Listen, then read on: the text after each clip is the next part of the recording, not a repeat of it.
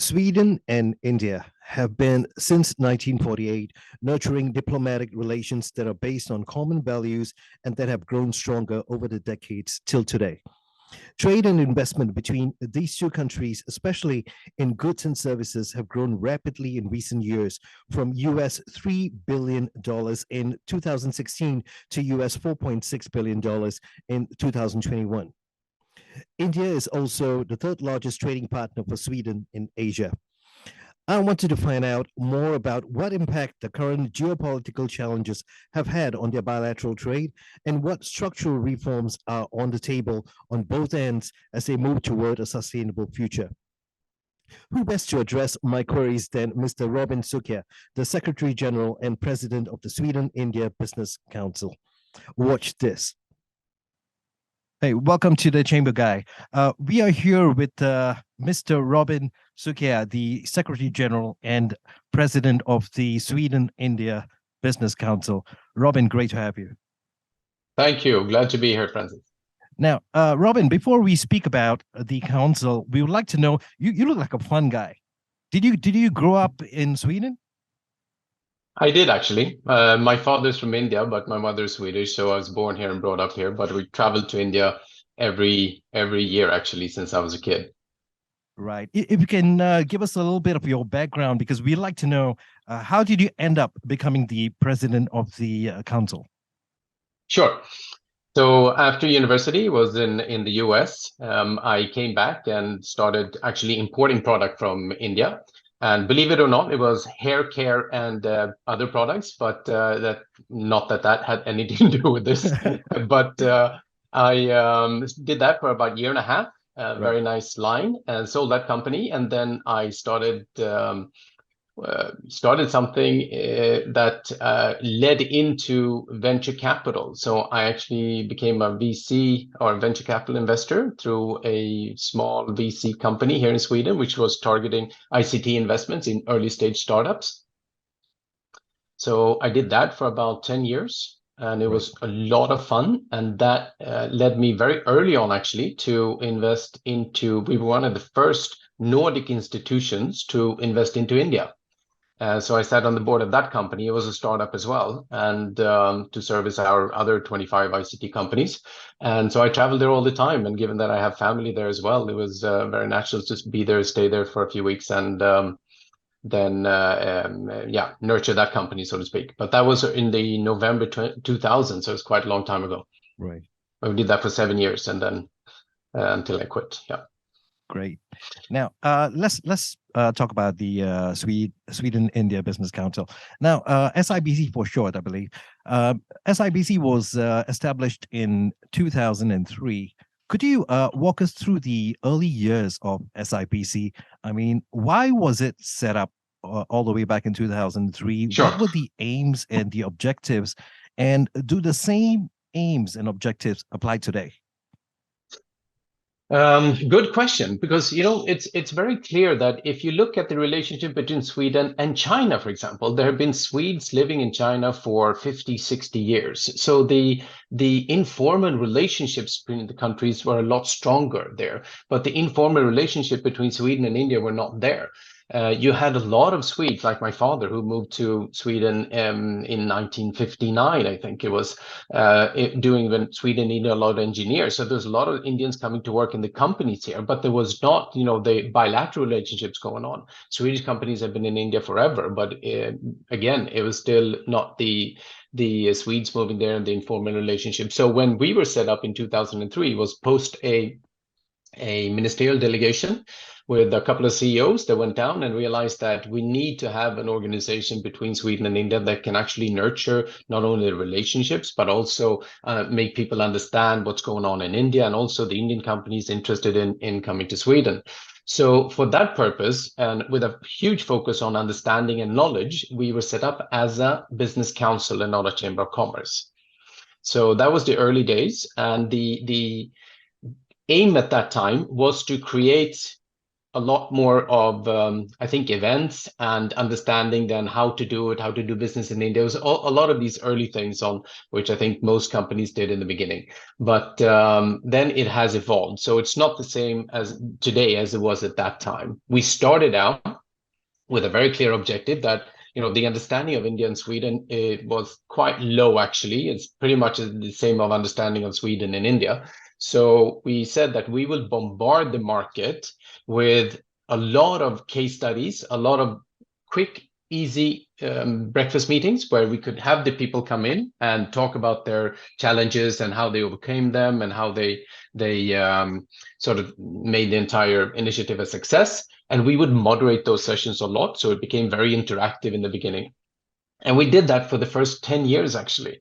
And we did about 30 activities per year, which made us one of the, I think, most active country-to-country organizations in the world. Yep. Which is a lot of fun, of course. But after you've done that for 10 years and you've done all these hundreds of events, then you do something different. So obviously the strategy sort of switched a little bit.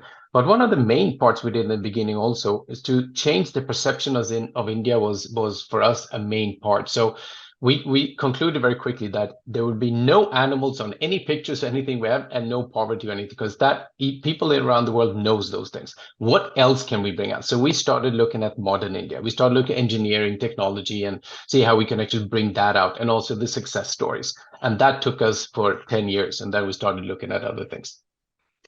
Right. Now, I understand, I believe this was in Stockholm, the 9th annual India-Sweden Innovation Day 2022. Yes. Yeah. Yes. This was just concluded on the 27th of October. We understand India and Sweden are collaborating to ensure a sustainable future for both countries, and this being accomplished via various projects. Could you elaborate a little bit more about the projects that you have in place, as well as tell us a little bit more about the event that just took place?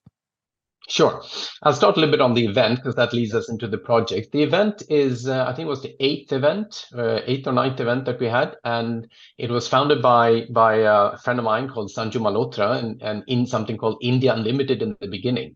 And the main purpose of it was to showcase modern India as well as one big event per year. That later on sort of switched into Sweden-India Innovation Day. And the reason for that is, of course, that there is a bilateral agreement called Sweden-India Joint Declaration on Innovation for a Sustainable Future, I believe. And through that, it's sort of an overarching agreement between the countries where a lot of industry and government agencies and others can actually tag along and see what they can collaborate on. And we have done a lot of different initiatives between the countries, and we try to showcase them on this day. So it's sort of an umbrella event to bring in a lot of the initiatives which are happening between the countries, and we can showcase and have dialogues and where we stand today and how we take it forward. An example of that is the Sweden-India Transportation Innovation Safety, which is a partnership between 15 organizations, 8 Swedish and 7 Indian companies, and it's what we call a triple helix. So it's industry, government, and academia working together. So you have the large companies, and it's spearheaded by Volvo Group, and then you have Ericsson and Saab and some other organization, Autoliv, of course. And on the Indian side, you have IT Delhi, Indian Institute of Science, and Manipal Hospitals, actually, and ARAI, and some other companies. So the idea for that is that they've actually worked together every second week since February 2020. They meet online and to come up with different innovation projects to work for traffic safety. As you know, there are about 400 deaths per day in India in traffic. Right. So whatever can be done in that area and focus on technology innovation will be a huge benefit, obviously. So that is one. The other one would be a government or an agency, the Swedish Energy Agency, working with another organization called Business Sweden on energy companies and different energy products. And they've done that for also, I think, about 7 years. And they target startups and small companies and help them nurture them sort of into the Indian market. And they have been very successful on that as well. And there's been over 100 companies that they've supported in the smaller scale to actually help them come in and support the Indian efforts on providing more renewable and sustainable energy field. Then we also try to do something else, and that is the tech startup delegations. And we do that in an ecosystem nowadays.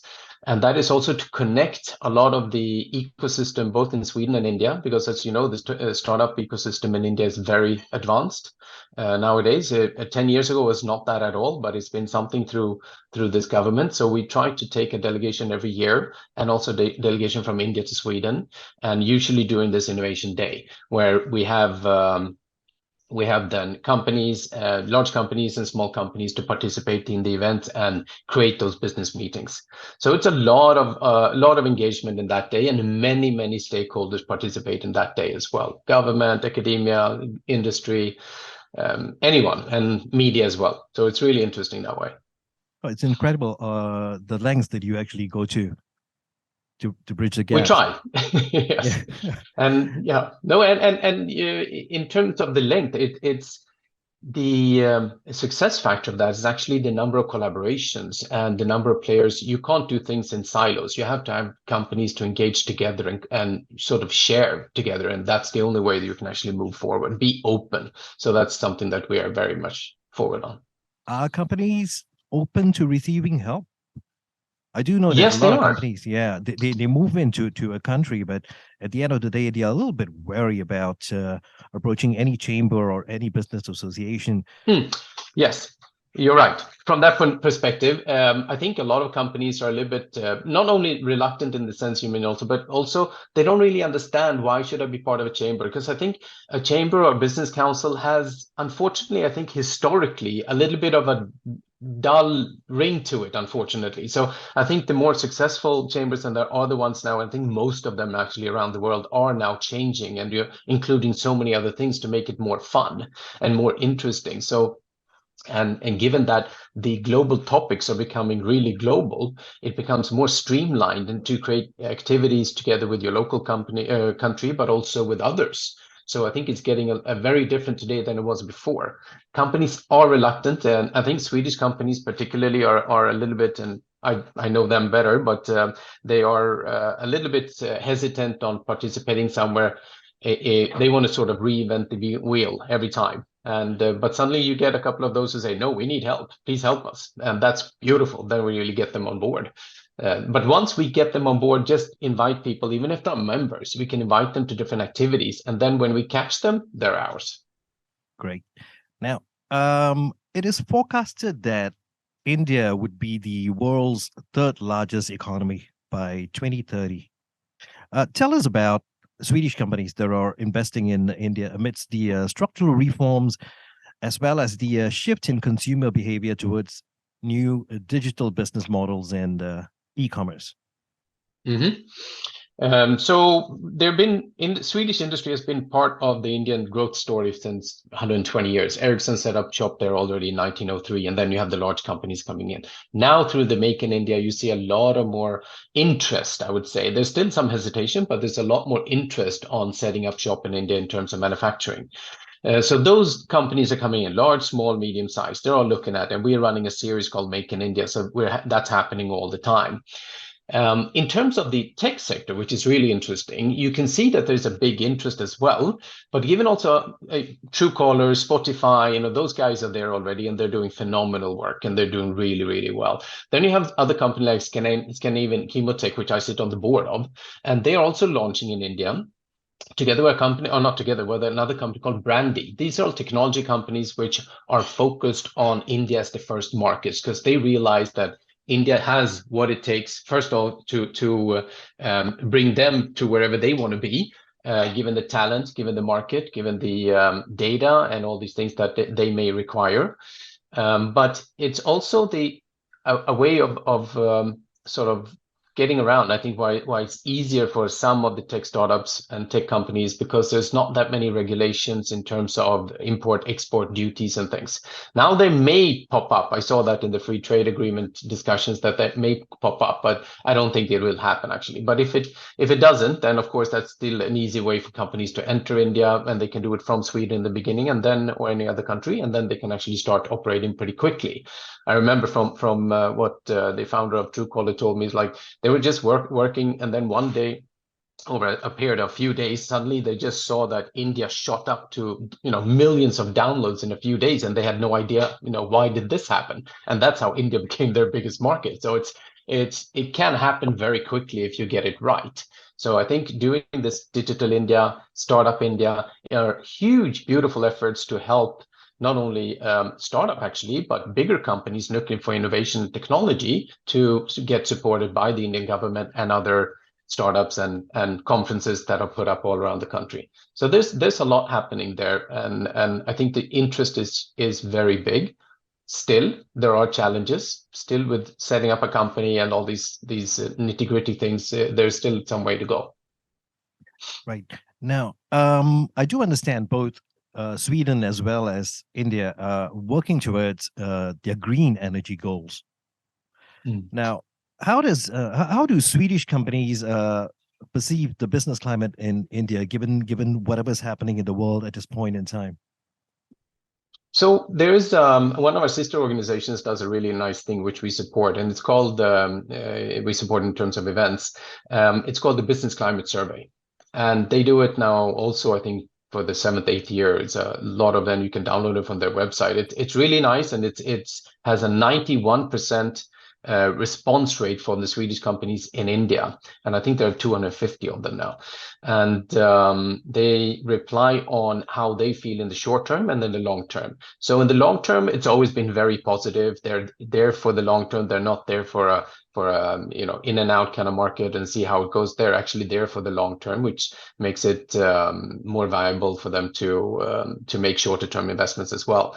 So the short term, of course, I think with anyone, there's still some hesitations and things which are hopefully going to be overcome now through all these initiatives the government is trying to do.